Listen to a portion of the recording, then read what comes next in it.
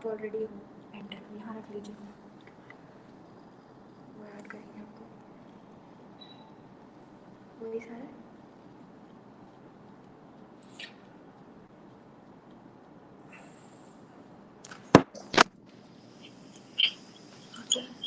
Volume थोड़ा सा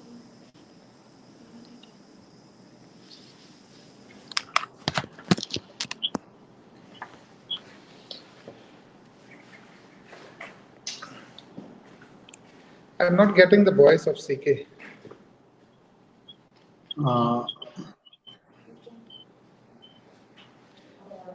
Sir, good evening, sir. Good evening, CK. Am I audible to you?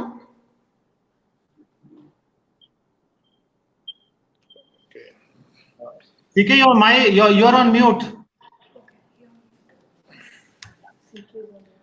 Yes. So we are all set. I think we can get started. All right. So we have everyone now. So good evening, namaskar, welcome everyone. Yesterday we had a great session about rural entrepreneurship, and thank you everyone for your feedback and suggestions.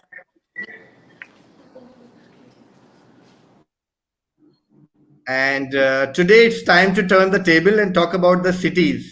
And to be more specific, smart cities and the smart city initiative. And I would just like to quote a couple of facts. India का 31% population शहरों में रहता है as per दी 2011 हमारे जो आंकड़े हैं जनगणना के, लेकिन इंडिया के जीडीपी का 63% कंट्रीब्यूशन हमारे शहरों से आता है, और एक रिसर्च के अनुसार 2030 तक वो कंट्रीब्यूशन बढ़ के 75% हो जाने वाला है।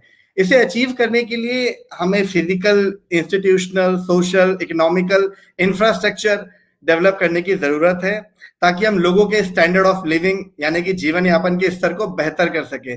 और यही मिशन है, यही एक मोटिव है हमारे स्मार्ट सिटी मिशन का, which is the programme of government of India launched in 2015, जिसमें आज 100 स्मार्ट सिटीज हैं इस प्रोग्राम के तहत, जिसमें मध्य प्रदेश के 7 स्मार्ट सिटीज हैं।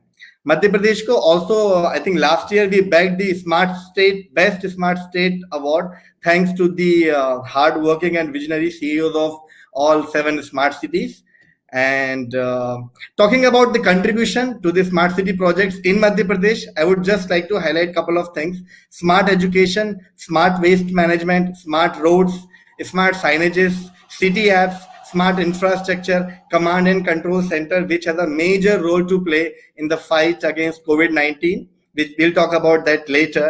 And most importantly, incubation centers to inculcate entrepreneurship in the youth of smart cities of Madhya Pradesh. तो ये सारे प्रोजेक्ट्स हैं जो स्मार्ट सिटीज मिशन के तहत हमारी स्मार्ट सिटीज के CEOs, कमिश्नर, कलेक्टर सर और टीम इसको कर रही है। And by the way, startup पाठशाला भी एक एम्बिशियस प्रोग्राम है। जबलपुर इंक्यूबेशन सेंटर से ये शुरू हुआ था, विच is the project of Jabalpur smart city under the guidance of smart city CEO Ashish Pathak sir. And we are definitely we'll talk more about it. Ashish Pathak sir se hum sunenge how this was conceptualized and how this was started. And this program is supported by RGPV University, Confederation of Indian Industry, CII, Young Indians, Bhopal chapter, Incubation Masters, and Click. So warm welcome everybody, and we can get started. We have with us CEO Sagar Smart City, Shri Rahul Singh sir. CEO of Jabalpur Smart City, Ashish Pathak sir. We have Ujjain smart city से हमारे CEO sir को आना था, but he had some other commitment, उन्हें कहीं जाना पड़ा। We respect that, but thanks to him उन्होंने बोला कि उज्जैन से, चूंकि we have got more than 1200 registrations and many students from Ujjain are participate in startup Pathshala programme, तो उन्होंने बोला कि आपके क्वेरीज के, उन बच्चों के क्वेरीज के लिए they are sending a consultant. So we have mister Vijendra, he will be taking those questions बच्चों से और जो हमने फीडबैक से क्वेश्चंस कलेक्ट किए हैं। And lastly we have the vice chair of Bhopal chapter Shri Anuj Garg ji. Welcome everybody. And before we formally get started today, एक छोटा सा वीडियो मैसेज है जो नरहरी सर ने भेजा है। नरहरी सर को सेशन ज्वाइन करना था, he said he will join. He may join actually. उन्होंने बोला अगर 6 बजे के पहले उनका मीटिंग खत्म हुआ तो he will join. बट उन्होंने बोला कि आप एक मेरा वीडियो मैसेज तो ले लीजिए. You can play that video, and if he joins, we'll get to hear from him about his thoughts and vision about the smart city program. So we'll have a quick video of about 2 minutes, and then we'll get started.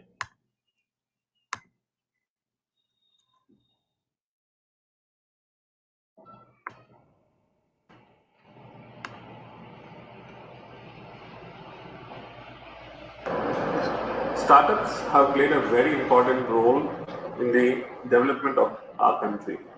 Especially during this COVID crisis, we have seen that startups and people associated with startups have been doing amazing work which they have started.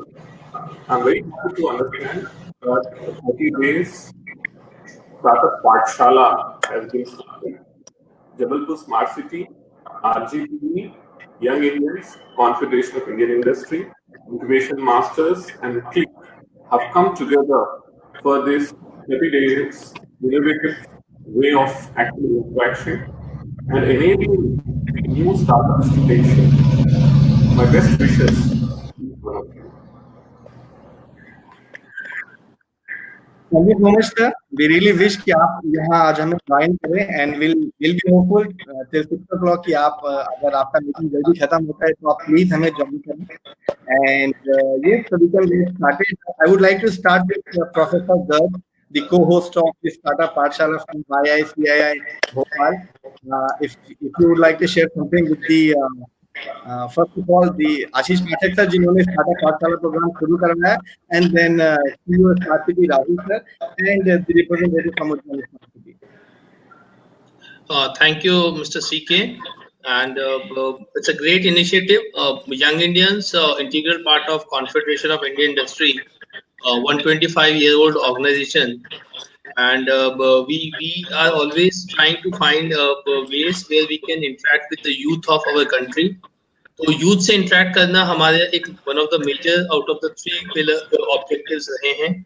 और इस Covid crisis में when CK share the idea of Ashish कि वो कुछ ऐसा करना चाहते हैं जिससे हम पूरे जबलपुर के अलावा पूरे मध्य प्रदेश के छात्रों को हम कुछ एक प्लेटफॉर्म दे सके कि आज हमें एक प्रदेश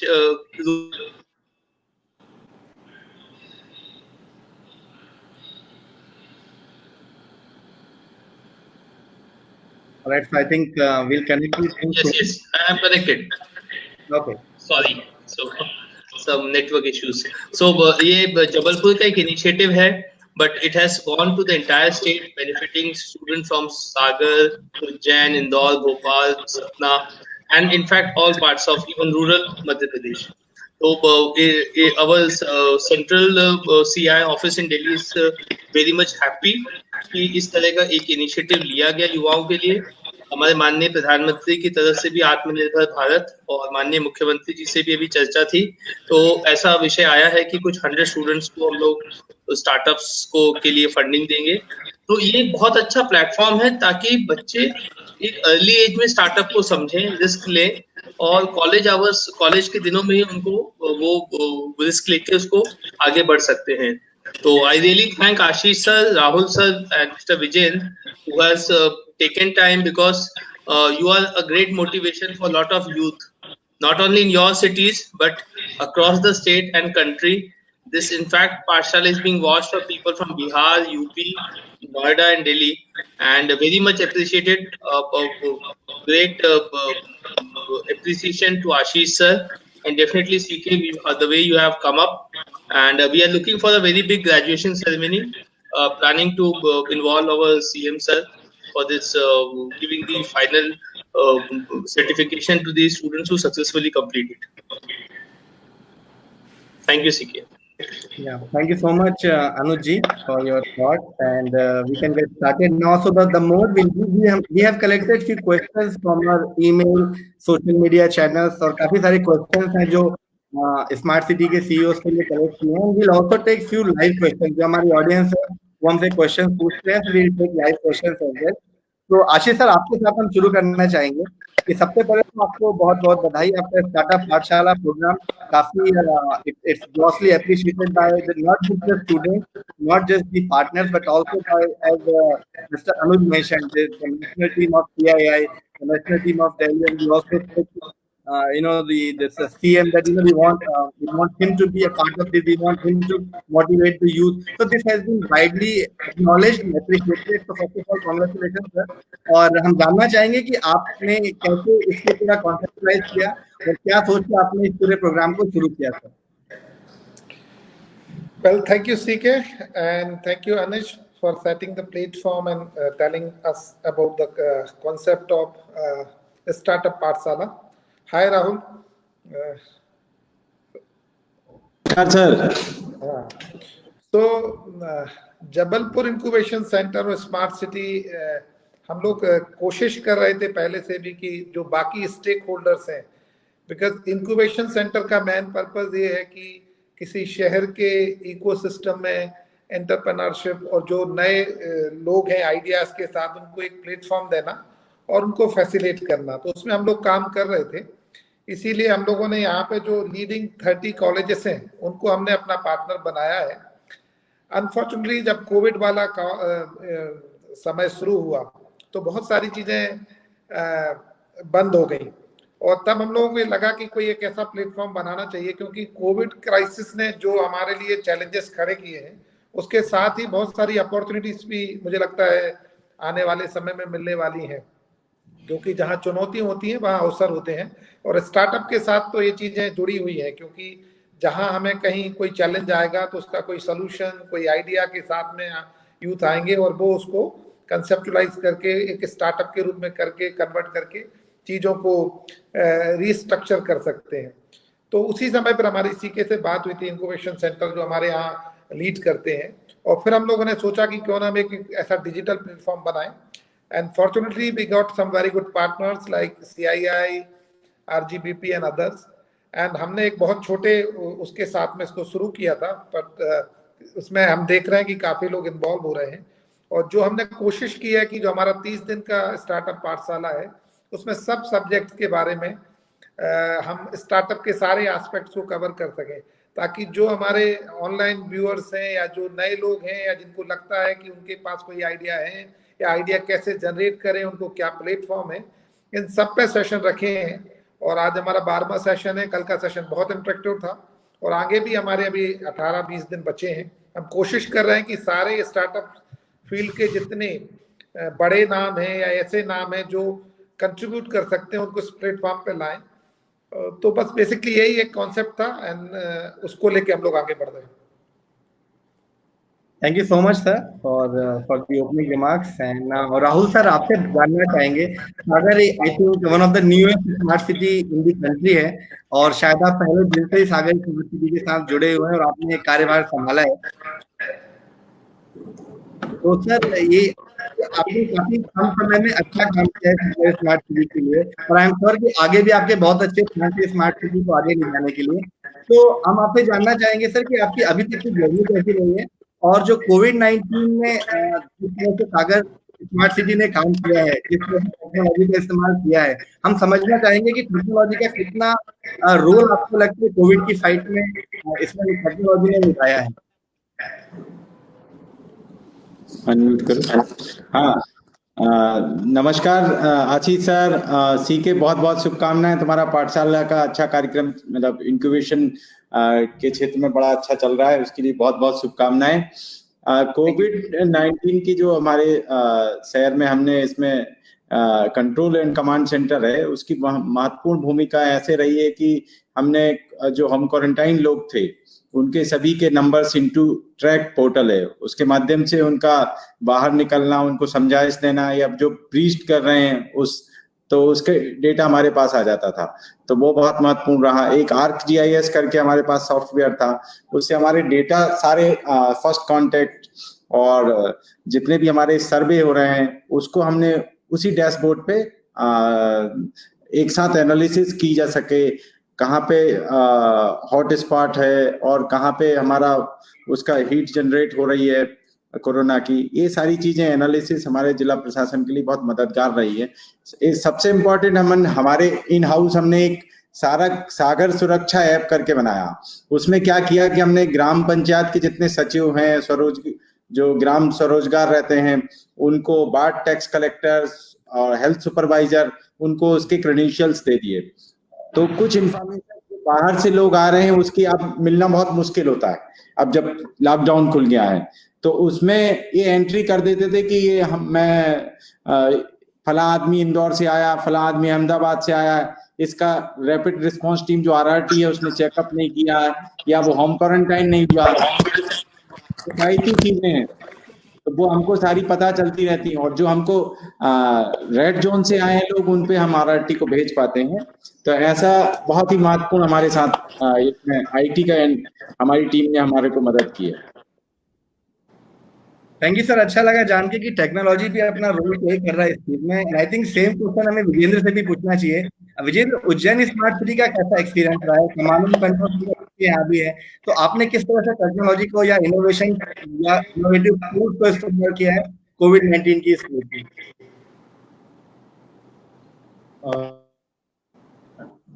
Sure, thank you CK for the question. In fact, अगर हम ये देखें कि बिना टेक्नोलॉजी के आज की डेट में it is not possible to manage a situation like COVID. We are looking, Rahul sir ने बताया, we are looking at people coming from flights, we are looking at people coming from trains, buses, even from outside the cities. तो ICCC हमारे लिए और जो technology है, we ensured कि data entry and follow up. So we had a list of approximately 10,000 people and we called them on a daily basis. मतलब हमने जो लोग प्रोस्पेक्ट्स थे, जिनको नहीं भी था, कोविड नहीं था, उनको भी हमने कॉल लगवाया, उनसे भी हमने पूछताछ करी। हमारी जो RRT टीम है जो जिनके यहाँ जाती थी, उनको हमने इनफैक्ट कमांड सेंटर से ही प्रायोरिटाइज किया। तो उनको पहले ही मालूम पड़ जाता था कि उनको कहाँ जाना है, क्या क्या टारगेट्स कवर करने हैं और कितनी देर में। तो we had this very interesting mix of IT and non-IT things that I would say. और पूरा इसका जो डेटा एनालिसिस है, in fact from perspective, it is more about data, जो epidemiological होता है। तो in fact our epidemiologist was with us, और in fact is with us right now also in the country. तो किस तरह से स्प्रेड हो रहा है, किन जगहों पर स्प्रेड हो रहा है, इनफैक्ट सैंपल लेते वक्त भी हाफ कंटेनमेंट वहाँ चालू कर देना, इस तरह के डिसीजन लेने में हमें बहुत मदद मिली। We have used IT a lot, जो थोड़े हमसे अलग हो सकते हैं, हमने क्या क्या यूज किया है, बट हमारा GIS we have used in identifying those किस जगह पे बढ़ने का पोटेंशियल ज्यादा है, कौन से जोन है जहाँ पे स्प्रेडिंग नेक्स्ट हो सकती है या next based on the historical trend. So these things have helped us a lot, and now if we see the epidemiological curve of Ujjain, it is on a downward trend. और मुझे लगता है कि पूरा का पूरा IT की वजह से हो पाया, because that direction, that guidance जो टेक्नोलॉजी हमें दे पाई, वो मैन्युअली शायद पॉसिबल नहीं हो पाता। Alright. Thank you Vijendra.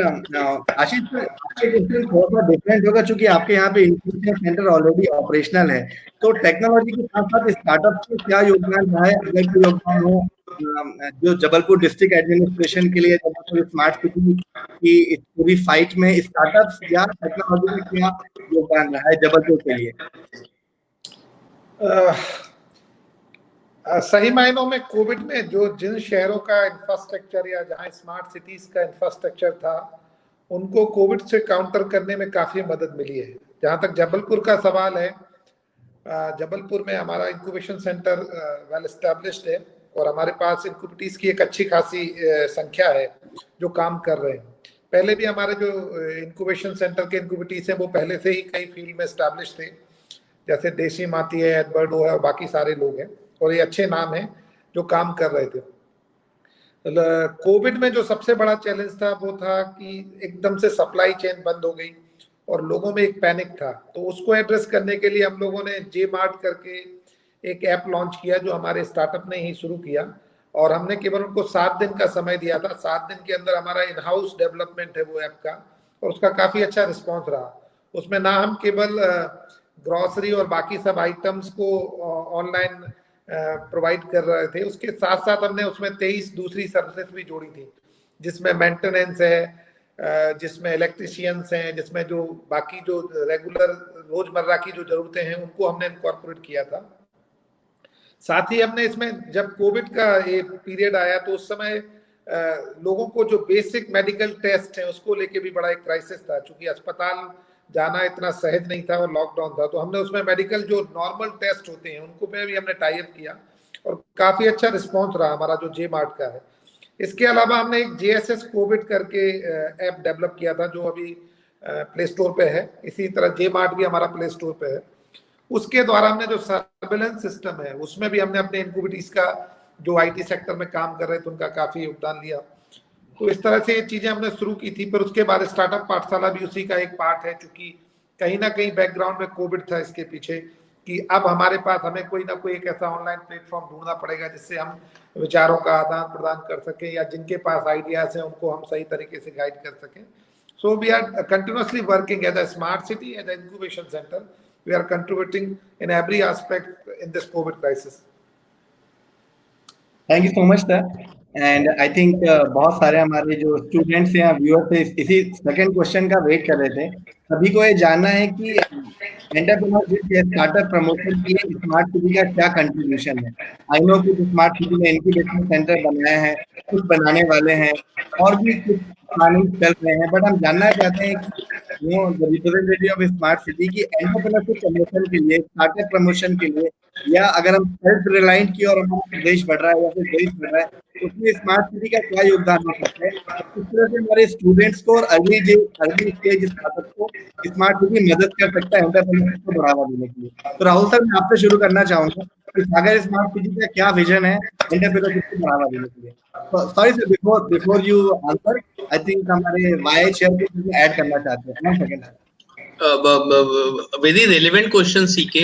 I just want to add my just one addition to it कि जो स्मार्ट सिटी के इंक्यूबेशन सेल्स होते हैं, we have done a small survey, तो how we can involve the youth। अभी जैसे स्टूडेंट्स जो होते हैं ग्रास रूट लेवल पे काफी उनके पास आइडियाज होते हैं, and lot of time students से कि हमको अगर अर्ली स्टेज में incubation centre specially smart cities they have done a phenomenal job। तो युवाओं का क्या उसमें योगदान हो सकता है, क्योंकि आज युवा सुन भी रहे हैं, तो अगर उनको भी इंक्लूड करके अगर सर उस पर एक रोशनी दे, उनके फ्यूचर प्लान्स बताएं, so it will be really adding more value to the students. Thank you sir. Yes sir. हाँ सीके, आपका प्रश्न क्या था? मैं ध्यान से सुन नहीं पाया, सॉरी। सर, हमारा प्रश्न ये था कि काफी सारे हमारे स्टूडेंट्स जो अर्ली स्टेज के स्टार्टअप हैं वो ये जानना चाहते हैं जो सागर के आसपास के हैं कि सागर स्मार्ट सिटी एंटरप्रेन्योरशिप और इनोवेशन को बढ़ावा देने के लिए क्या कदम उठाने वाला है या क्या कदम उठाए जा चुके हैं, उसके बारे में सर हमारे स्टूडेंट जानना चाहते हैं। एक्चुअली हमारा इंक्यूबेशन सेंटर बनाने का DPR ऑलमोस्ट फाइनल हो गया है। बोर्ड ऑफ डायरेक्टर्स ने अप्रूव भी कर दिया है। विद इन अ मंथ हम लोग शायद उसका टेंडर भी फ्लोट करने वाले हैं। उसमें इंक्यूबेशन सेंटर में बेसिकली हम लोगों का जो सागर में एंटरप्रेन्योरशिप की संभावनाओं पे जब विचार किया गया था तो उसमें ये था कि यहाँ बहुत सी जैसे हरि सिंह गौर सेंट्रल यूनिवर्सिटी है, यहाँ पे फॉरेंसिक लैब है, फार्मेसी का बहुत बड़ा डिपार्टमेंट है, तो ऐसी कुछ अलग चीजें जो मध्य प्रदेश में और कहीं शायद नहीं होंगी। तो इनके स्टार्टअप्स की हमारे यहाँ बहुत ज्यादा संभावना है। एग्री रिलेटेड जितने प्रोडक्ट्स हैं उनका किया जा सकता है। जैसे हम लोगों का कभी एक स्टार्टअप कोई लड़का मिला था, वो जो हमारे गाय का जो घी रहता है, गाय के घी की कोई ब्रांडिंग नहीं है, यहाँ बहुत अच्छी मिठाई बनती है और उसका नमकीन बहुत फेमस है। तो ये सब चीजें जो है आगे हमारे और नए नए एंटरप्रेन्योर के लिए वो संभावनाएं बनेंगी। दूसरा इंपॉर्टेंट ये है, कोरोना काल में हमारे पास लगभग 55,000 लोग मजदूर आए हैं वापस सागर में। 50,000 लगभग रूरल एरिया में आए हैं और लगभग 4-5 हजार हमारे सिटी में आए हैं। तो हम उसमें ये एनालिसिस कर रहे हैं कि किसका क्या स्किल था। उस स्किल को हम यूज करके उनको कैसे एम्प्लॉयमेंट दे सकें, उनके स्किल को और कैसे हम यूटिलाइज कर सकें और हमारे डिस्ट्रिक्ट का इकोनॉमी बूस्ट हो, इस पे हम लोग लगातार इस पे काम करने की प्रयास कर रहे हैं।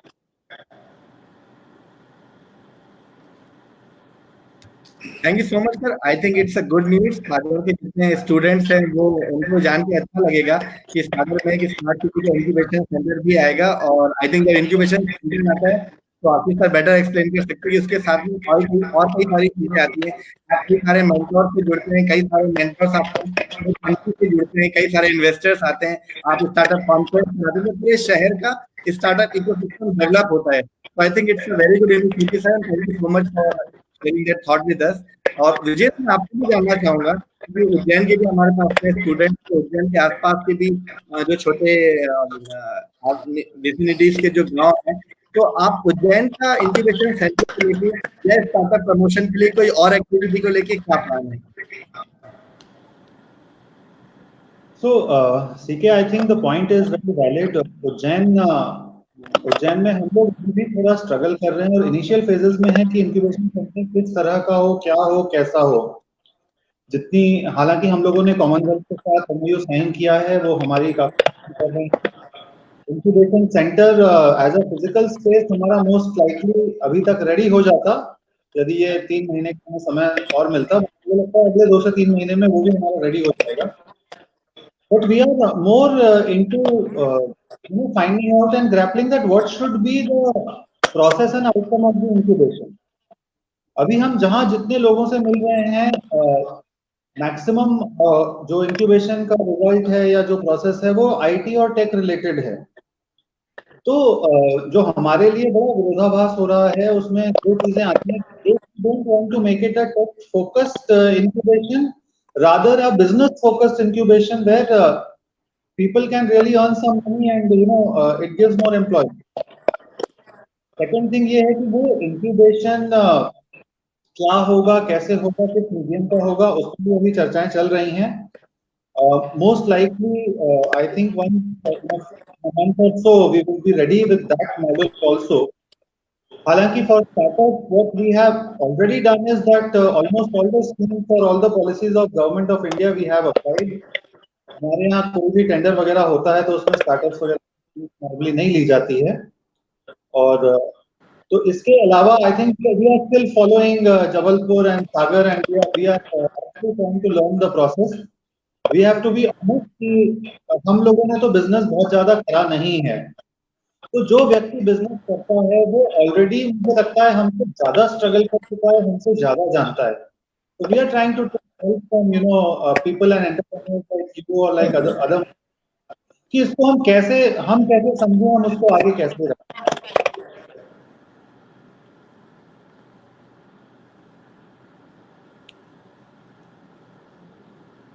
Yeah, CK, over to you.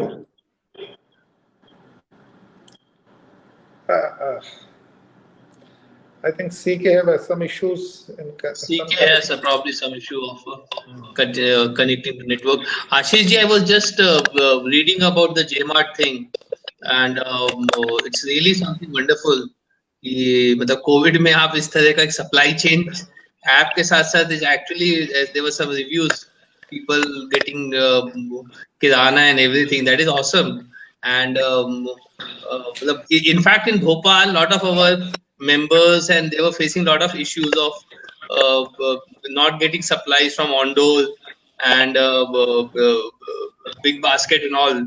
They failed to give supplies, or there was always a threat of the pandemic spread. So this is very innovatively you have done, and थोड़ा इसके बारे में और बताएं. It's really, I was just reading in the mobile, so. हाँ, thank you Anuj. Actually Jabalpur incubation centre मुझे लगता है अभी हम लोग काफी अच्छे से एस्टैब्लिश हो गए हैं और हमारी टीम बहुत अच्छे से काम कर रही है। जेमार्ट का कॉन्सेप्ट वही था कि चूंकि सारी चीजें बंद हो चुकी हैं तो हमें जहां प्रॉब्लम होगी वहां स्टार्टअप के लिए अपॉर्चुनिटी रहेगी। और इनिशियली हम लोगों ने उसको किसी रेवेन्यू मॉडल में प्लान नहीं किया था, एंड हम उसको केवल एक फैसिलिटिंग प्लेटफॉर्म की तरह यूज कर रहे थे, और अभी भी हमारा पर्पस वही है। एंड उसमें फिर हमने चीजों को लिंक करते रहे। अभी हम उसमें आर्टिफिशियल इंटेलिजेंस को लाके रेट एनालिसिस और रेट प्रेडिक्शंस के चीजों को भी उसमें इनकॉर्पोरेट कर रहे हैं। एंड धीरे धीरे चूंकि डेफिनेटली कोविड के बाद लाइफ नॉर्मल होगी और चीजें नॉर्मल होंगी, हम तब भी चाहते हैं कि इस तरह के प्लेटफॉर्म का रिलेवेंस बना रहे। और जहां तक स्टार्टअप की बात है या इंक्यूबेशन सेंटर की बात है, इनिशियली हमारे पास करीबन 150 स्टार्टअप का रजिस्ट्रेशन हुआ था जबलपुर में, और वो हमारे यहाँ जो इंक्यूबेशन का पीरियड है वो करीबन 9 महीने तक वो स्टार्टअप यहाँ पे कंटिन्यूस काम करते हैं, और उनको हम सारी फैसिलिटीज और प्लेटफॉर्म प्रोवाइड करते हैं। We are not charging any money और फीस फॉर दैम। हमारे कुछ स्टार्टअप जो जे मार्ट के अलावा भी, जैसे हमारा एडवर्डो एक बहुत अच्छा स्टार्टअप है, इसके अलावा रिक्रूटी है। इवन जो रिक्रूटी हमारा स्टार्टअप है, मैं बताना चाहूंगा, उसका फेसबुक के साथ टाई अप हुआ है रिक्रूटमेंट और उसके संदर्भ में, और जो फेसबुक ने 10 स्टार्टअप लिए थे उसमें एक वो है। सीके थोड़ा और बताएंगे इस बारे में। सो ऑलरेडी हमने एक स्टार्टअप का इकोसिस्टम जबलपुर जैसे शहर में बनाने की एक कोशिश की है। ऑल्दो अभी हम इनिशियल स्टेज में हैं, पर हमने कोशिश की है कि इसको एक हम लिंक भी करें। खासकर जब आप यूथ की बात कर रहे हैं, तो हमने जो 30 लीडिंग यहाँ के इंस्टीट्यूट है उनसे टाई अप इसलिए किया क्योंकि उन कॉलेजेस में प्लेसमेंट सेल और बाकी सारी चीजें रहती हैं और उनका एक अपना इकोसिस्टम रहता है। हमारा जो काम है एज अ स्मार्ट सिटी और इंक्यूबेशन सेंटर, हमारा काम है स्टार्टअप के लिए एक तो माहौल पैदा करना, और जितने स्टेक होल्डर है, चाहे वो गवर्नमेंट सेक्टर के हों, प्राइवेट सेक्टर के हों, मेंटोर्स हों, या उनके लिए जो फंड के इश्यूज आते हैं, और स्टार्टअप के लिए ट्रेनिंग करना, ये 5 चीजों को लेके हम लोग चल रहे हैं। इसमें हमारे कई अच्छे पार्टनर हैं। हमारे पास NIU है जिससे हमारा टाई अप है, जो हमें डेटा और बाकी चीजों में सपोर्ट कर रहा है। हमारे पास कॉमनवेल्थ जो गवर्नमेंट फोरम है वो हमारा उनके साथ टाई अप है। इनफैक्ट अभी उन्होंने एक हमारे जो स्टार्टअप है उनके लिए फंडिंग भी की थी। इसके अलावा बीच बीच में हम लोग जो भारत के लीडिंग ब्रांड्स हैं उनके साथ अपने स्टार्टअप की ट्रेनिंग, उनकी जो कमियां, उनके सेशन कराते रहते हैं। सो कुल मिला के हम लोग सब दिशा में काम कर रहे हैं, और कोशिश ये है कि जितने स्टेक होल्डर हैं इस फील्ड के, वो सब एक प्लेटफॉर्म पे आ जाएं, और उनको फिर उनका जब अधिक से अधिक लाभ लेके जो जबलपुर के यूथ हैं, और अब हम कहेंगे कि इन सब चीजों से जो, चूंकि अब now we are in online platform, तो बाकी सारे लोग भी उससे अपने आप को जोड़ सकते हैं। सर मैं इसमें एक पॉइंट ऐड करना चाहूंगा। आपने कॉमनवेल्थ का जिक्र किया। आई थिंक हमने एक बार इन्वेस्टर समिट भी कराया था जिसमें इन्वेस्टर्स आए थे, उन्होंने स्टार्टअप का पिच डेक देखा और चीजों को किया। लेकिन सर का भी ये हमेशा विजन रहा है कि फंडिंग अपनी जगह है, बट आपको बूथ स्ट्रेटेजी करनी पड़ेगी, आइडिया वैलिडेशन भी करना पड़ेगा। उसमें हमारे स्टार्टअप्स काम करते हैं, और क्योंकि कॉमनवेल्थ के साथ हमारे टाइप है, जैसा सर ने बताया, कॉमनवेल्थ हर क्वार्टर हमारे स्टार्टअप्स को ग्रांट नहीं देता है। इस कोविड के टाइम पे जहाँ पे ऑलमोस्ट पूरी कंट्री में इन्वेस्टमेंट फ्री दे रहे, छोटे गवर्नमेंट इन्वेस्टमेंट आ ही नहीं रहा है, उस समय पर भी मतलब पिछले मंथ हमारे स्टार्टअप को 4 लाख का ग्रांट अमाउंट कॉमनवेल्थ को दिया है, which is a great thing. मतलब इस कठिन समय में भी वो स्टार्टअप को, अगर किसी स्टार्टअप को छोटे अमाउंट की भी हेल्प होती है, इट्स अ बिग थिंग। तो yes sir was right about कि जो आप कई सारे लोगों से टाइप करते हैं, आप expert mentor all over the country, all over the globe जब आपसे जुड़ते हैं, तो पूरे शहर के स्टार्टअप और इनोवेशन इकोसिस्टम को हेल्प होता है। So I think we can proceed with the next topic now. बहुत डिबेटेबल है, बट अनएम्प्लॉयमेंट को इससे हम जोड़ना चाहेंगे सर कि अनएम्प्लॉयमेंट एक मेजर प्रॉब्लम है, और कोविड के बाद अनएम्प्लॉयमेंट और बढ़ना है। एंटरप्रेन्योरशिप का एक अल्टरनेट हो सकता है। हमारे कल के सेशन में और परसों के सेशन में भी एक एक्सपर्ट ने बोला था कि लोगों को पहले एंटरप्रेन्योरशिप ट्राई करना चाहिए, then they can for job. तो उस पर मैं आप लोगों का व्यू जानना चाहूंगा कि क्या हमारा अनएम्प्लॉयमेंट का प्रॉब्लम को स्टार्टअप इकोसिस्टम सॉल्व कर सकता है? अगर कर सकता है तो क्या उसमें स्मार्ट सिटी कुछ हेल्प कर सकता है स्टार्टअप को? जैसे विजेंद्र ने बोला कि स्टार्टअप्स के लिए कुछ हमारे प्रोक्योरमेंट नॉर्म्स इजी हो जाते हैं, तो मैं राहुल सर से और आशीष सर से जानना चाहूंगा कि अनएम्प्लॉयमेंट की प्रॉब्लम को एंटरप्रेन्योरशिप इकोसिस्टम कैसे हैंडल कर सकता है, और स्मार्ट सिटी उसमें क्या रोल प्ले कर सकता है?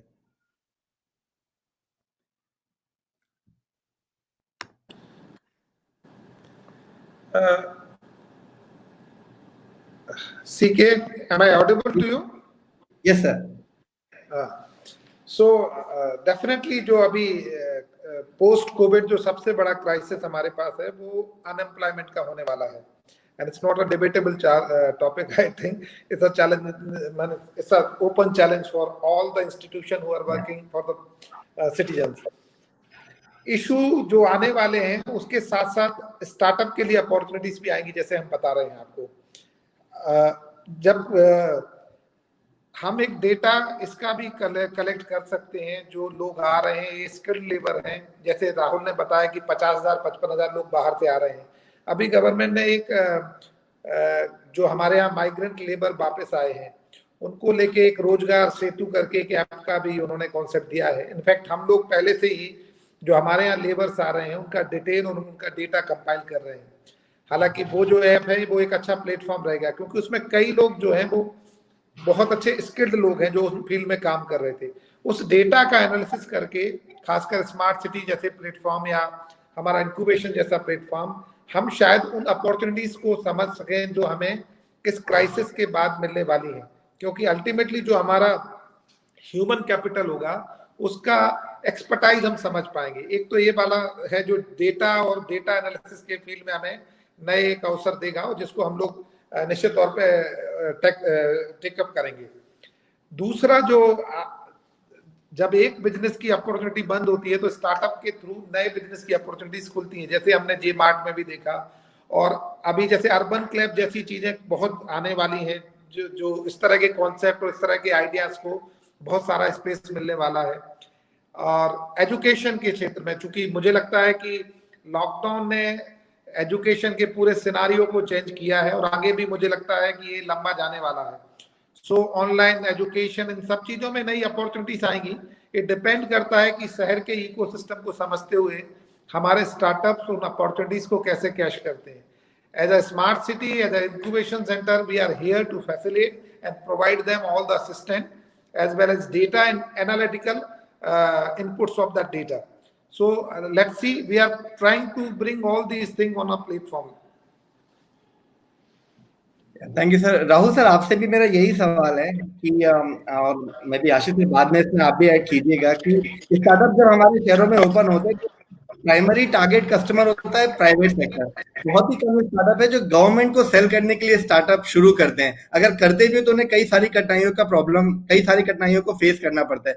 तो हमारे स्टार्टअप्स को हम कैसे मोटिवेट करें कि स्टार्टअप का होल पर्पस है प्रॉब्लम सॉल्व करना, और प्रॉब्लम्स हमारे प्राइवेट सेक्टर में भी है, गवर्नमेंट सेक्टर में भी है। तो आपको मतलब स्टार्टअप्स को हम कैसे मोटिवेट करें कि वो गवर्नमेंट सेक्टर्स की प्रॉब्लम को भी टैकल करने के लिए अपने प्रोडक्ट्स बनाएं, और इसमें स्मार्ट सिटी क्या रोल प्ले कर सकता है सर? अनम्यूट कर। हाँ सीके, बहुत अच्छा प्रश्न है। अब जैसे कि हमने बहुत बचपन से सुना है आवश्यकता आविष्कार की जननी है, तो इस समय सारी इकोनॉमी एकदम से डिस्टर्ब हो गई है। इस समय आवश्यकता स्टार्टअप्स के लिए समझ जाइए गोल्डन एरा है। सारा स्किल्ड आदमी सब इधर उधर ट्रांसफर हो गया है। जो मुंबई में कुछ काम कर रहा था वो अब सागर में रह रहा है, रहली में है, गड़ाकोटा में है, उसको काम नहीं मिलना है। तो हमारे पास ये स्टार्टअप्स के लिए इतना इम्पोर्टेंट टाइम है कि ये कुछ भी चीज स्टार्ट करेंगे तो उसको स्किल्ड लेबर जो मुंबई से कुछ सीख के आया, जो दिल्ली से चंडीगढ़ से सीख के आया, वो तुरंत उसको स्किल्ड लेबर मिल जाएगा और आसान होगा उनको काम आगे बढ़ाना। तो इस समय जो है हमको हर एक, चाहे रोजगार के क्षेत्र में हो, चाहे हमारा कोई भी प्रोडक्ट बनाने से रिलेटेड हो, उन सब में हमें एक नए इनोवेशन की जरूरत है। और इनोवेशंस के लिए इस समय स्टार्टअप्स के लिए मतलब एकदम जैसे बोलते हैं सबसे कल्चर्ड भूमि अभी तैयार है। ये है मोटिवेशन फैक्टर सबके लिए। Right sir, very very perfectly put in. Vijendra, आपने एक पॉइंट मेंशन किया था कि आपके यहाँ जितने भी टेंडर्स निकलते हैं, जो कि टेंडर्स का मैं इसलिए यूज कर रहा हूँ, आपने बोला स्टार्टअप्स को आप कुछ रिलैक्सेशन देते हैं। मैं उसके बारे में जानना चाहूंगा कि अगर एक स्टार्टअप है उसको लगता है कि मुझे स्मार्ट सिटी में कोई अगर एक प्रोजेक्ट निकलता है, फॉर एग्जांपल सोलार का काफी लोग पूछ रहे हैं कि सोलार सिस्टम के लिए, या फिर कुछ कंस्ट्रक्शन के लिए कोई सिविल के स्टार्टअप है, या फिर कोई हमारे पास रूरल सेक्टर के एनिमल हस्बेंड्री के स्टार्टअप है, अगर उसका कोई टेंडर निकलता है तो स्टार्टअप्स को क्या procurement relaxation Ujjain smart city देता है या बाकी स्मार्ट सिटी देते हैं? आप उसके बारे में, चूंकि आपने जिक्र किया था तो अब मैं आपसे जानना चाहता हूँ। So it is not only smart city, in fact ये गवर्नमेंट ऑफ इंडिया की बड़ी क्लियर गाइडलाइन है कि स्टार्टअप से सबसे पहले तो डॉक्यूमेंट फीस ईएमडी ना ली जाए, ना चार्ज करी जाए। तो ये बहुत एक बहुत बड़ी से है कि स्टार्टअप्स के लिए नहीं,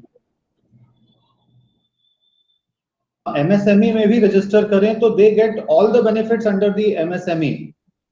सबसे बढ़िया होता है कि all their payments have to be done within 30 days. Government में आपको नॉलेज है कि काफी डिले हो जाती है पेमेंट्स में, बट एमएसएमई की पेमेंट्स आप बाय लॉ डिले नहीं कर सकते हैं।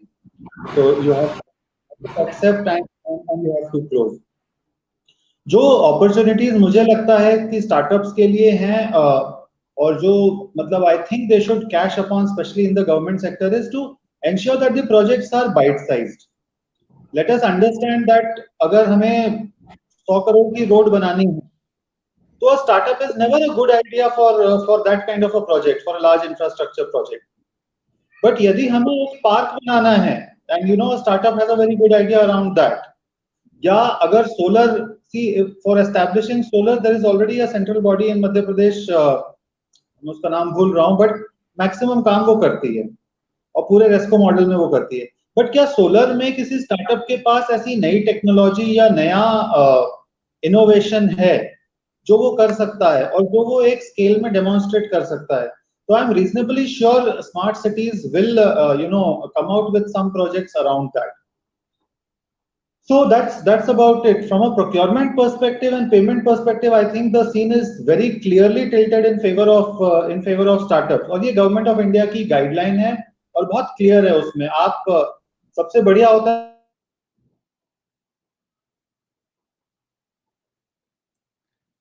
Yeah, I think Vijayendra has some audio issue. Sir, एक क्वेश्चन है जो 2-3 बार पूछा जा चुका है, वो पिन पॉइंट करके उसमें मुझे लगता है Yeah. Thank you, Vijay. Yeah. Sir एक क्वेश्चन है जो 2-3 बार पूछा जा चुका है, वो स्पेसिफिकली बोला गया है कि आप आशीष सर से और राहुल सर से पूछे हैं सवाल, क्योंकि दोनों स्मार्ट सिटी में उनका अच्छा खासा एक्सपीरियंस है, उन्होंने काफी दुनिया देखी है। उनको क्या लगता है कि इंडिया में स्मार्ट विलेजेस का कॉन्सेप्ट कब से आएगा और क्या लर्निंग और एक्सपीरियंस हमें स्मार्ट सिटी पूरे इनिशिएटिव से मिला है जो हमें स्मार्ट विलेजेस प्रोग्राम में ले जाना चाहिए? मे बी पॉलिटिकली और डिप्लोमेटिक क्वेश्चन, बट काफी लोग बार बार पूछ रहे हैं कि स्मार्ट विलेजेस में हमें आशीष सर और राहुल सर की राय जाननी है।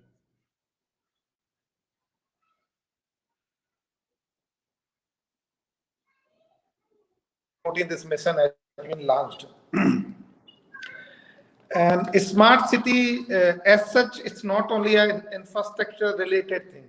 जब स्मार्ट सिटी का जो कॉन्सेप्ट आया 80s के बाद में, उसमें शायद हम उस लोकेलिटीज को या वहाँ के सिटीजन्स को सर्विसेज को कैसे स्मार्टली प्रोवाइड करें। तो जो शहर के लिए लागू है वो निश्चित तौर पर गांव में भी उन चीजों की जरूरत रहेगी। स्मार्ट सिटी का जब 80s के दौर में कॉन्सेप्ट आया है, बहुत पुराना कॉन्सेप्ट नहीं है स्मार्ट सिटी का। शहरीकरण बड़ा एक नया कॉन्सेप्ट रहा है औद्योगिक क्रांति के बाद। एंड जो आपने शुरू में बताया कि भारत में जो है, भारत पहले गांव का देश था कहलाता है, पर धीरे धीरे अब सिनारियो चेंज हो रहा है। और आपने खुद ही कहा कि 30% पॉपुलेशन अभी गांव शहर में रहती है और इकोनॉमी में उसका कंट्रीब्यूशन 60% है।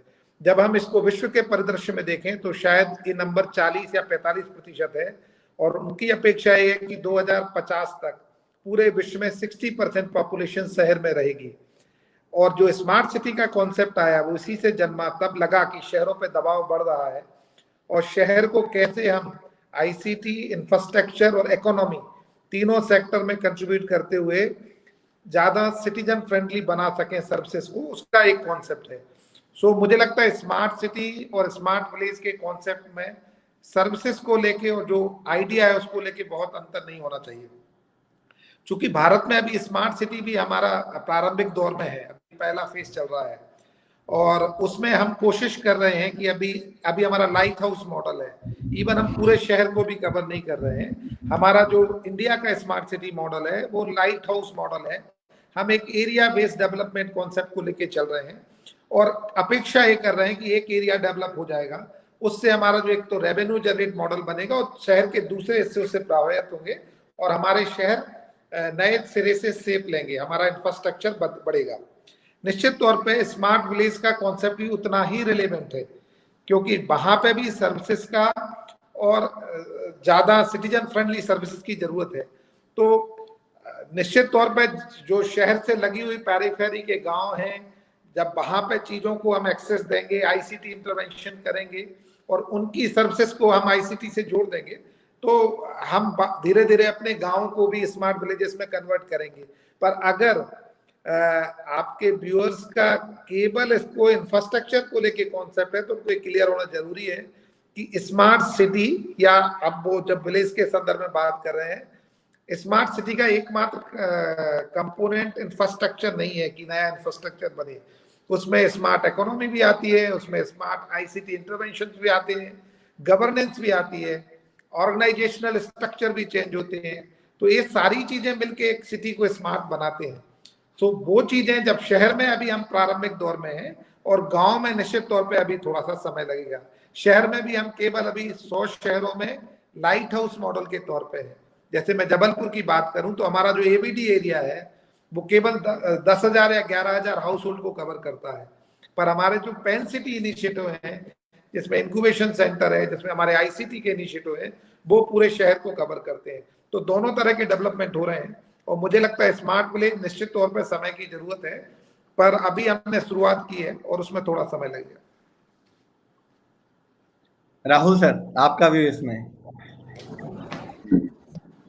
हाँ सीके, जैसे कि आशीष सर ने बताया कि अर्बनाइजेशन को जो हिस्ट्री, अर्बनाइजेशन की हिस्ट्री बताई, तो उसको लेके हमारा भी यही मानना है कि जैसे जैसे अर्बनाइजेशन बढ़ता जाएगा तो अर्बन जो हमारी पॉपुलेशन है उससे अर्बन इंफ्रास्ट्रक्चर पे दबाव बढ़ेगा। यूरोप वगैरह में 90% अर्बनाइजेशन है, हमारे यहाँ 30-35% है। अभी पहले जब आजाद हुए थे तो 7% था। तो स्मार्ट सिटी का भी वैसे ही है कि हम जो अर्बन लोड है, अर्बन पे जो लोड है उसको कैसे कम किया जाए, कैसे उसको ठीक से एंटरटेन किया जाए, उन सब चीजों को लेके स्मार्ट सिटी का कॉन्सेप्ट आया है। मेरे को नहीं लगता कि विलेजेस में ऐसा कोई दबाव है या कोई समस्या है। जहां तक उसमें स्मार्ट विलेज की बात है तो smartness is a dynamic process. अब उसमें विलेजेस में हमारा टेलीफोन काम करता है, मोबाइल फोन काम करता है। पहले रोड कच्ची होती थी, हम जब बचपन में जाते थे, अब रोड अच्छी हैं। तो इंफ्रास्ट्रक्चर वाइज, आईटी वाइज सब जगह टीवी लगी हुई है, डिजिटल टीवी चल रही है। तो हमको नहीं लगता कि स्मार्ट विलेजेस जैसा कुछ और नया कोई कॉन्सेप्ट आने की जरूरत है। सोलर के बढ़िया यूज हो रहे हैं विलेजेस में, सोलर पैनल्स के। Over to you CK. Yeah, thank you, sir. I think CK, I just want to add one more point. Like, अगर इस स्मार्ट पाठशाला में आज हमारे जो व्यूअर्स हैं उसमें से बहुत सारे लोग गांव से भी जुड़े होंगे, तो मुझे लगता है दैट्स स्मार्ट विलेज कॉन्सेप्ट। हम एक प्लेटफॉर्म पे हैं, तो इसमें जब आईसीटी और इन सर्विसेज की बात होती है, स्मार्ट सर्विसेज की, तो उसमें बहुत अंतर रह नहीं जाता। एंड स्मार्ट सिटी को लेके जो बहुत सारी चीजें हैं उनमें हमें ये भी देखना पड़ेगा, एक बड़ा टाइम टेकिंग कॉन्सेप्ट है।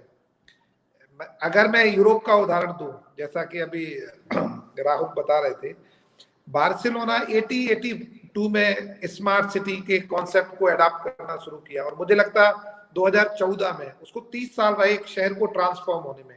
तो एक शहर का ट्रांसफॉर्म होना, खासकर इन सारे सेक्टर्स में, इकोनॉमी में, आईसीटी इंटरवेंशन में, ऑर्गेनाइजेशनल स्ट्रक्चर में, गवर्नेंस में, एक बड़ा लंबा प्रक्रिया है।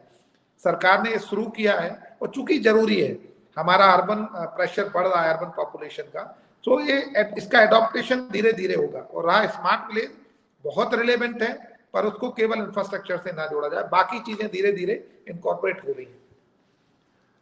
बिल्कुल सर। सर हम सिर्फ 2 क्वेश्चंस और लेंगे, फिर हम एक आध क्वेश्चन व्यूअर्स का भी ले सकते हैं। काफी सारे क्वेश्चन है। राहुल सर, आपके फैन फॉलोइंग भी काफी है, कई लोग बोल रहे हैं आप राहुल सर से ही पूछिए, वो बहुत अच्छे से एक्सप्लेन करेंगे। आशीष सर का लोग जानते हैं कि शायद आपने स्मार्ट सिटी की पढ़ाई 1 साल बाहर की है, तो लोग उसके बारे में बता रहे हैं। फेसबुक में कुछ लोग पूछ रहे हैं कि आपका वो एक्सपीरियंस कैसा रहा, आप 1 साल आपने सैबैटिकल लीव पे आपने पढ़ाई करके आए, तो ना सिर्फ सीईओ हैं बल्कि सब्जेक्ट मैटर एक्सपर्ट भी हैं। तो इस पे भी हम जवाब देना चाहेंगे आपसे कि आपका एक्सपीरियंस इसके बारे में पढ़ाई की है, रिसर्च करने के बाद अब आप इसको इम्प्लीमेंट कर रहे हैं, तो आपसे आपका वो एक्सपीरियंस भी जानना चाहेंगे सर। We will take that question first.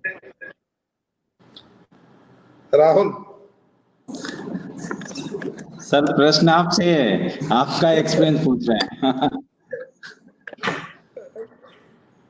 Actually मेरा जो रिसर्च था वो भोपाल स्मार्ट सिटी पे ही था, तो मुझे बहुत ज्यादा, मैंने जो एक्सपर्टाइज थी मेरी stakeholder engagement in smart city, particular in Bhopal smart city, उस कॉन्सेप्ट में मैंने किया था। निश्चित तौर पे आप स्मार्ट सिटी के कॉन्सेप्ट को यूरोप और बाकी दुनिया से देख के नहीं रख सकते, और मुझे लगता है कि इस तरह के जो इनिशिएटिव्स हैं उनको लोकलाइज होना बहुत जरूरी है। जैसे इंक्यूबेशन सेंटर में भी सीखे, हमारी कई बार आपसे चर्चा हुई, हो सकता है एक स्टार्टअप आइडिया किसी एक शहर के लिए बहुत अच्छा हो, पर क्या वो जबलपुर में फिट है, ये बहुत महत्वपूर्ण है। जैसे हमारे स्टार्टअप्स को समझना जरूरी है, ऐसे ही हमें बेसिकली हमारे अपने इंफ्रास्ट्रक्चर, हमारे एसेट, हमारे शहर की डिमांड, हमारा जो सोशल स्ट्रक्चर है, हमारा जो गवर्नेंस स्ट्रक्चर है, उसके हिसाब से शहरों को डिफाइन करना पड़ेगा और डिजाइन करना पड़ेगा। मुझे नहीं लगता वो बहुत रिलेवेंट है, पर मैंने भोपाल के संदर्भ में किया और उसमें मेरा जो एक्सपर्टाइज था वो स्टेक होल्डर एंगेजमेंट को लेके था, और उसमें मैंने जो एक वो बड़ा डिटेल पेपर भी मेरा पब्लिश हुआ था, उसमें ये है कि स्टेक होल्डर एंगेजमेंट बहुत आवश्यक है इस तरह के प्रोग्राम में, और हमारी ये जो कोशिशें हैं वो भी यही है कि हम सारे स्टेक होल्डर्स को एक प्लेटफॉर्म पर लाएं। That's all. राहुल सर, आपसे एक क्वेश्चन है लोगों का कि शायद जो आपको फॉलो करते हैं, जिन्होंने आपका पिछला कार्यकाल भी देखा है, भोपाल का समय भी देखा है, कि जहां पॉलिसी इम्प्लीमेंटेशन की बात आती है वहां पे जहां कुछ काम नहीं करता वहां राहुल सर के पास कुछ नहीं होती है जिससे सॉल्व हो जाती है। तो आप इस पे, जैसे कुछ लोगों ने बोला कि स्वच्छ भारत मिशन को लेके या किसी चीज को जब वो फील्ड पे इम्प्लीमेंट नहीं होती है, राहुल सर को पता होता है कि कैसे करना है। तो स्मार्ट सिटी में आपको ऐसा एक्सपीरियंस कि किसी काम में आपको हर्डल आता हो फील्ड में इम्प्लीमेंट करने में, लेकिन आपके पास you have your own ways to deal with those things, और आप अल्टीमेटली काम करा लेते हैं। नहीं, ऐसा तो कुछ खास नहीं है, बट मैं ये जरूर कहना चाहूंगा कि जैसे अभी आशीष सर बता रहे थे कि स्टार्टअप्स के लिए, मतलब ये चाहे हमारे स्मार्ट सिटी के लिए, हमारे जो सेक्रेटरी सर हैं ministry of housing urban affairs के, उनने एक दिन बड़ी अच्छी बात बोली थी, थिंक्स ग्लोबली एक्ट लोकली। तो ये स्टार्टअप को ध्यान रखना पड़ेगा, अपने जो भी आगे उस पर काम करना चाहते हैं या जैसे करना, मतलब कुछ आवश्यकता आप जन ली है तो जो इनोवेशन करना चाहते हैं, आविष्कार करना चाहते हैं, तो उसमें ये ध्यान रखना पड़ेगा। जहां तक इम्प्लीमेंटेशन की बात है, इम्प्लीमेंटेशन में क्या है, स्टार्टअप में भी शायद वही होता होगा जो हम लोगों के साथ होता है। किसी भी काम को यदि हमने छुआ है, यदि हम करना चाहते हैं तो उसको पूरी शिद्दत से करना चाहिए, मतलब लगे रहना चाहिए उसमें। हारना, थकना, ये सब कुछ अलाउड नहीं होता, रुकना, तो लगे रहो तो अपने आप रास्ते खुलते हैं और काम होता है।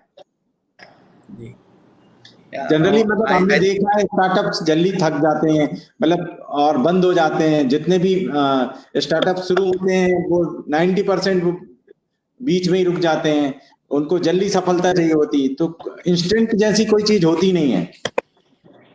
Over to you CK. Sir, हमें थोड़ा सा एजुकेशन के बारे में भी बात करना चाहिए। काफी सारे लोगों का कहना है कि आप इंक्यूबेशन सेंटर तो बना सकते हैं। अनुष्का, आप ही के पास में आया था एजुकेशन को लेके, कि एजुकेशन इंस्टीट्यूट्स का क्या रोल आपको लगता है आगे चल के, क्योंकि हमें अल्टीमेटली हमारा जो सीड है वो एजुकेशन से ही मिलना है। एजुकेशन इंस्टीट्यूट का एंटरप्रेन्योरशिप प्रमोशन में या इनोवेशन प्रमोशन में, सेल्फ रिलायंस में क्या रोल होता है? मैं चाहता हूँ कि अनुष्का आप इस क्वेश्चन को लें, फिर हम विजय। Thank you C K.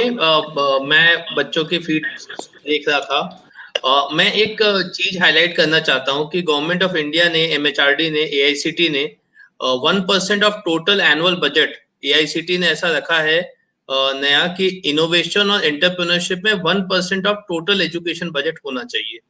आज सागर में और जबलपुर में इंजीनियरिंग कॉलेजेस AICT के बहुत सारे हैं। आज वो 1% ऑफ, अगर हम RGPV हमारे जो पार्टनर हैं, ये स्टार्टअप पाठशाला एक बहुत अच्छा प्रयोग है।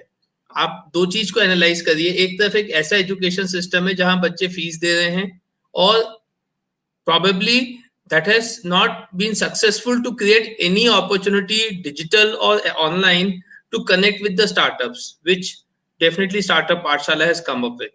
तो ह्यूज मतलब कुडोज, आप उसको बहुत कम आंक रहे हैं, बट मैं जिस तरह के बच्चों के कमेंट्स देखता हूं, मुझे ऐसा लगता है ये स्टार्टअप पाठशाला एक नया, एक बहुत बड़ा रोल प्ले करेगा स्मार्ट सिटीज को और स्ट्रेंथन करने के लिए, कि क्या हम एजुकेशन सिस्टम के वो 1% बजट को, एआईसीटी को बोलें कि वो 1% बजट स्मार्ट सिटीज की इंक्यूबेशन सेंटर्स को दिया जाए फंडिंग के रूप में, बच्चों को गाइडेंस के लिए देने के लिए, हैंड होल्डिंग को देने के लिए, या आरजीपीवी से संबंधित जो 200-300 कॉलेज हैं, हम वाइस चांसलर और गवर्नमेंट को ये प्रपोजल सबमिट करें कि स्मार्ट सिटीज ऑलरेडी बहुत इनोवेशन और स्टूडेंट्स के लिए काम कर रहे हैं.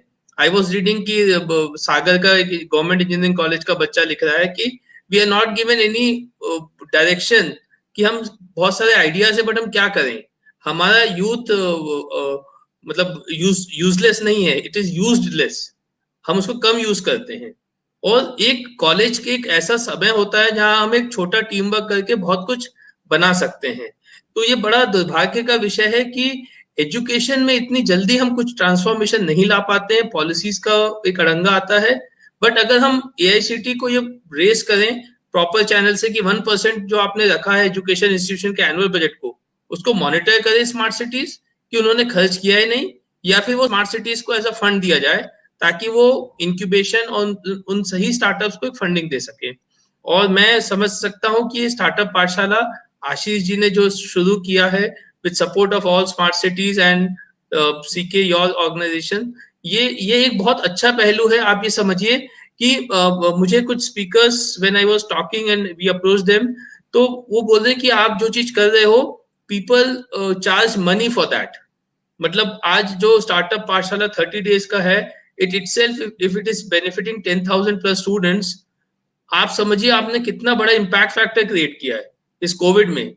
And all people on screen are young people who want to make a better future of the country, and this is the time when smart cities and incubation centers should be made a regular part of the engineering or the local college curriculum. उनको colleges को भी funding देना चाहिए. जैसे भोपाल में there are so many colleges, अगर हर college थोड़ा fund दे तो स्मार्ट सिटी के पास ऐसा एक्सपर्टाइज है. People like Rahul Singh sir, Ashish sir have that capability of guiding so many students. So somewhere it is the lack of education system not utilizing the full potential of smart city and the leadership of people like Ashish sir, Rahul sir, and companies like Incubation Master for that.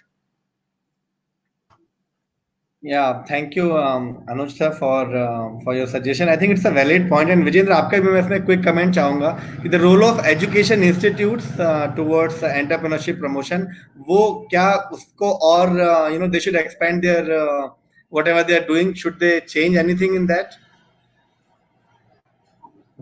CK and everyone, I think you'll understand that education is a topic where we can probably discuss and debate for days and days together. But जो point की बात है, I think Anuj ji has already mentioned most of them. My 2 cents are a bit different on that. I always believe that education comes from the students and not from the teachers or the institutes. If a child or a person is old enough to go to college, he is old enough to decide what to do and how to do. Agreed, the resources are less. Agreed, the money is less. Agreed, opportunities are not there. Agreed, lot of obstacles are there. But as you will understand, with the kind of smart people coming to you, I'm sure they figure it out. Smart kids will figure out what they want to do and how to go about it. But yes, educational institutes, opportunities, smart cities, colleges, universities definitely have a role to play, and we should not limit ourselves to putting a 1%, 2% monetary. I think why not put the curriculum totally innovation based? Why are we still? I remember कि कोई अभी college में वो they are teaching COBOL and DB2 and all that. I mean, the world has moved to very very far away. Colleges themselves now have become hubs of innovation, not limited to the efforts of city. I think a very good example is IIT Madras in the case. So can colleges have a target of how many patents they'll be able to generate with the help of their students and teachers combined? Can they make those unique products? Can we have can we have those systems where teachers and students are incentivized to make new things, make better things? When we compare ourselves with abroad, most of the innovations, almost all the innovations or most of them come out of colleges and universities. कहीं आपने सुना होगा Barcelona smart city incubation centre. I mean, we discussed Barcelona so much. The incubation centers are managed by educational institutes. Role उन्हीं का है. और मतलब we are lacking. Let us accept it and let us take the help of what Ashish sir is doing and what other cities are doing in ensuring that at least college में थोड़ा सा percolate हो, थोड़ा सा नीचे जाए, so that students and teachers, all of us benefit together, and hopefully we as a society move ahead and forward on the curve.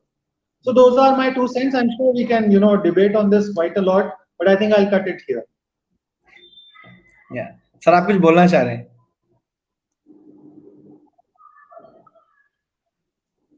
और ये बहुत अच्छा पॉइंट आपने रेज किया.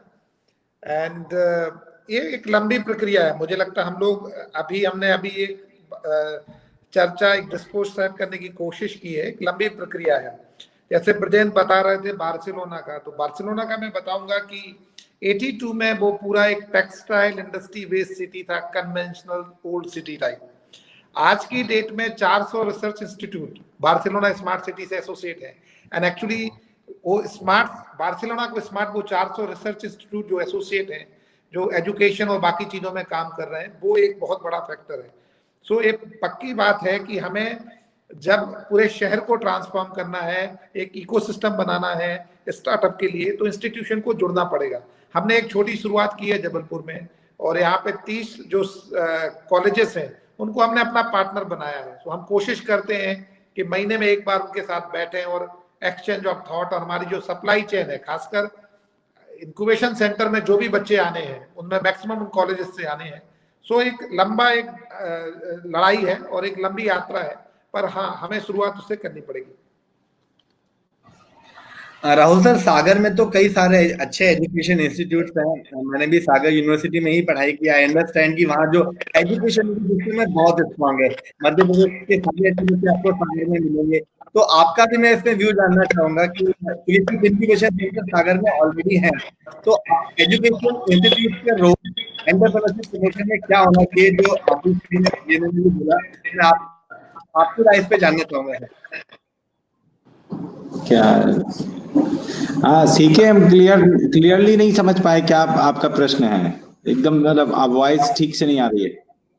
जी सर, प्रश्न ये था कि चूंकि सागर में एजुकेशन इकोसिस्टम बहुत अच्छा है, बहुत स्ट्रांग है, कई सारे अच्छे एजुकेशन इंस्टीट्यूट सागर में हैं, तो सागर में ऑलरेडी जैसे हमने बोला एक अच्छा एजुकेशन इकोसिस्टम है, तो अच्छा एंटरप्रेन्योरशिप स्टार्टअप इकोसिस्टम बनाने के लिए एजुकेशन इंस्टीट्यूट्स का क्या रोल हो सकता है और क्या चीजों को बेहतर किया जा सकता है सागर में?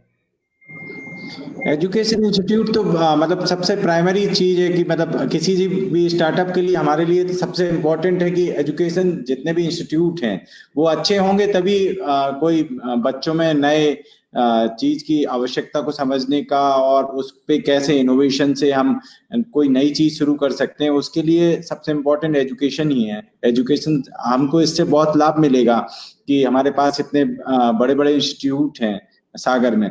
और एक्चुअली सागर जो है बिल्कुल बुंदेलखंड का गेटवे है, तो यहाँ सारी जो हमारे पास बुंदेलखंड की प्रतिभा है, तो उन सबको हम इंक्यूबेट करेंगे, हमको बहुत अच्छे रिजल्ट आएंगे, ऐसा हमारी उम्मीद है और हम लोग ऐसा करके भी दिखाएंगे. Thank you sir, I think you have put it correctly. और जो अनुज सर आपने भी बोला कि अगर हम जो बुकिश, जो हमारा ओल्ड सिलेबस है, जो हमारा ट्रेडिशनल सिलेबस है, अगर हम 1% कॉलेजेस स्टार्टअप प्रमोशन में खर्च करें, तो जो हम स्कूल में या कॉलेज में जो हम प्रोजेक्ट बनाते हैं उनको हम स्टार्टअप प्रोजेक्ट की तरह भी कर सकते हैं. मुझे एक हमारे एक्सपर्ट बता रहे थे कि IIT में कई सारे ऐसे प्रोजेक्ट्स हैं जो बहुत अच्छा इनोवेशन बन सकता है, लेकिन जब बच्चे कॉलेज छोड़ के जाते हैं वो प्रोजेक्ट्स वहीं पे उनके साथ छूट जाते हैं. तो जो पहला चॉइस उनको अगर एंटरप्रेन्योरशिप का मिल सकता है तो वो मिलना चाहिए. I think it's a very fruitful advice from all of you. I think we are heading towards the last question. We are already late by 6 minutes. तो चूंकि हमारे पास में कई सारे स्टूडेंट्स, इसमें 13,000 से ज्यादा बच्चों ने रजिस्टर कराया था और डेली इसका व्यूअरशिप 7,000 प्लस हर दिन जाता है। तो मैं आप लोगों से जानना चाहूंगा कि what should be your word of advice from all of you to the students of startup Pathshala. उनको आपकी तरफ से क्या आप एडवाइस उनको देना चाहेंगे, starting from you Ashish sir. जहां तक सलाह का सवाल है, तो अगर आप स्टार्टअप के क्षेत्र में खुद को आजमाना चाहते हैं तो उसका मैंने अपने आइडियाज को जरूर अपना जितने ज्यादा जो आपके आइडियाज हैं उनको आप जितना शेयर करेंगे और उनको जितना टेस्ट करेंगे सारे प्लेटफॉर्म्स पे, इसलिए इस तरह की चीजें बनी हुई हैं। और एक बार अगर कोई आइडिया आपका ऐसा लगता है, जैसे स्टार्टअप के बारे में एक बहुत बड़ा हुआ क्रिएट किया जाता है कि 95% स्टार्टअप फेल होते हैं, तो उससे आपका एक आइडिया था जिसको आप सही तरीके से बूस्ट नहीं कर पाए, उसमें थोड़ा सा सुधार करेंगे। मुझे लगता है बाद में जो स्टार्टअप सफल होते हैं उनमें शायद वही आइडियाज काम आते हैं, तो मुझे लगता है उसमें पीछे हटने की आवश्यकता है नहीं। और आपको जो भी आइडिया आता है उसको अपने प्लेटफॉर्म पे सेट करिए। दूसरा, टीम बनाइए, क्योंकि मुझे लगता है टीम एक बहुत जरूरी है। और अच्छे इंस्टीट्यूट और प्लेटफॉर्म को ज्वाइन करिए। हारने की या मन को मारने की जरूरत नहीं है। मुझे लगता है इसमें आप आगे बढ़ेंगे और सफल होंगे। और कोशिश हम लोग करेंगे कि इस तरह के प्लेटफॉर्म या वो आपको एक फैसिलिटिंग का प्लेटफॉर्म बना रहे और उस पर आप अपने आइडियाज को शेयर करेंगे तो अपने एक्सपर्ट से भी उसको टेस्ट करा के आपको रिवर्ट बैक करेंगे। Thank you sir. Rahul sir, आपका एडवाइस हमारे स्टार्टअप पाठशाला के स्टूडेंट्स के लिए। हमारा सजेशन, हमको पहले ये समझना होगा आवश्यकता क्या है, मतलब किस चीज की जरूरत है अभी समाज में, किस चीज की हमको, मतलब हमको केवल आइडिया सोचने के लिए आइडिया नहीं होना चाहिए, कोई आविष्कार हमेशा किसी आवश्यकता को दृष्टिगत रखते हुए होना चाहिए। तो जब हम उस आवश्यकताओं को ठीक से समझेंगे तभी हमारा सही आइडिया आएगा, तभी हमारा सही स्टार्टअप होगा। जैसे हमारे साथ अभी एक सिंह साहब बैठे, उनसे चर्चा हमारी चल रही थी, तो उनने भी हमको ये बताया कि भाई हम जैसे स्मार्ट सिटी, हमको फैसिलिटेट कराना चाहिए जो स्टूडेंट्स हैं कि वो इंडस्ट्रीज जाएं, देख के आए कैसे बनता है। कई बार क्या होता है कि कोई नया लड़का, नया बच्चा जब कोई चीज देखता है और एक ऑर्थोडॉक्स प्रोसीजर चलता रहता है, उसमें कुछ ना कुछ उसको क्लिक करता है कि नहीं ऐसे करेंगे तो ज्यादा अच्छा होगा। तो स्टार्टअप से एक्चुअली वही है कि जो अभी तक नहीं हुआ है वो कुछ नया हो। Yes, very valid point sir. I think जो स्टार्टअप की जो वेरी डेफिनेशन में आपने उसको भी टच किया कि आपको सिर्फ एक बजिंग वर्ड है इसलिए नहीं करना, पहले आवश्यकता समझनी है कि आप कौन सी प्रॉब्लम सॉल्व कर रहे हैं, उसके बाद आपको अपना स्टार्टअप शुरू करना चाहिए। Thank you sir. Vijendra, your word on this, your advice. My suggestion is very simple that जो भी कार्य करें, whatever we are doing, let us spend some time and strive for perfection. एक बहुत सिंपल सा एग्जांपल देता हूँ। बहुत लोग सोलर की बातें कर रहे हैं, हो सकता है वो सोलर पैनल बना रहे हो। छोटी छोटी चीजों पे ध्यान दें, क्या वो सोलर पैनल किसी को नुकसान तो नहीं पहुंचाएगा, किसी को खरोंच तो नहीं देगा। जब हम मोबाइल ऐप बनाते हैं तो हम लोग बस सोचते हैं कि हमारा ऐप बेस्ट है।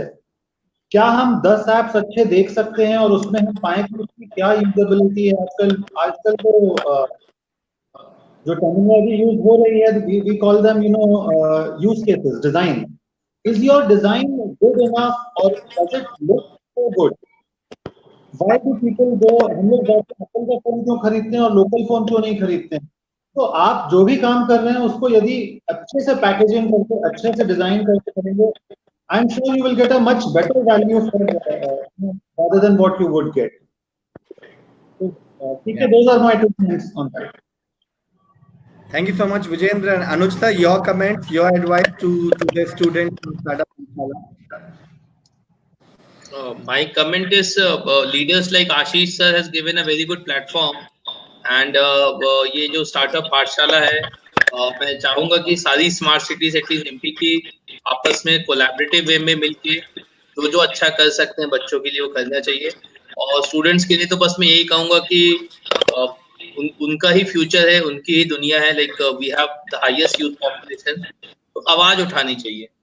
आपको वोकल होना चाहिए, आपको बोलना चाहिए, एंड डेफिनेटली थोड़ा सा दबाव एक एजुकेशन सिस्टम को समझना चाहिए, and that is my only message, that students should be vocal and there are people who can support them. Also, I want CK, you also give your last comment. Today has been a very great day with people like Ashish sir, Rahul sir, Vijayan joining us. So last comment should also be from you. Yeah, I always give my last comment when we end the session. So I just want to say कि पिछले 3 दिन हमारे लिए बहुत अच्छे रहे हैं and आज एंड उसका बहुत परफेक्टली हुआ। पहले हमने वर्ल्ड एनवायरनमेंट डे पे उनके सीईओ को बुलाया, उनसे हमने सस्टेनेबिलिटी के बारे में समझा, सस्टेनेबल स्टार्टअप्स के बारे में समझा, उसके स्कोप को समझा। कल हमने भक्ति शर्मा उमंग और अमिया मैम से समझा कि वुमेन एंटरप्रेन्योरशिप को उसमें क्या स्कोप है। ये दोनों ही टॉपिक हमारे थोड़े नॉन टेक्निकल थे। आज भी हमने समझा कि गवर्नमेंट का क्या रोल है, गवर्नमेंट का क्या प्लान है, कैसे स्टार्टअप को गवर्नमेंट प्रमोट।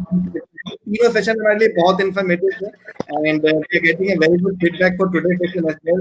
तो लोगों को बहुत अच्छा लगा राहुल सर से, आशीष सर से बात करके, विजय आपसे बात करके, अनुष्का आप तो वैसे भी फेमस कह रहा है हमारे स्टूडेंट कम्युनिटी में। Thank you everybody, thank you so much for joining us today and from tomorrow onwards we'll review the technical session.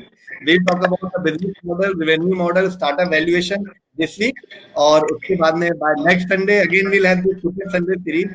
हम और डिग्निटरीज को बुलाएंगे। आप सभी लोगों को ज्वाइन करने के लिए शुक्रिया। Ashish sir special thanks to you, आपने स्टार्टअप पाठशाला शुरू की। राहुल सर बहुत कम समय में हमने आपको अप्रोच किया, आपने एक दिन में अपना पॉजिटिव, हमेशा पॉजिटिव कंसेंट ही देते हैं। Thank you so much for joining us today and thank you Vijay, thank you Anuj, thank you so much. Thank you, Rahul, CK, Vijayan, and Anuj. Thank you very Thanks. much. Thank you. Take care. Thank you, sir. Thank you, CK. All the best. Thank you, sir.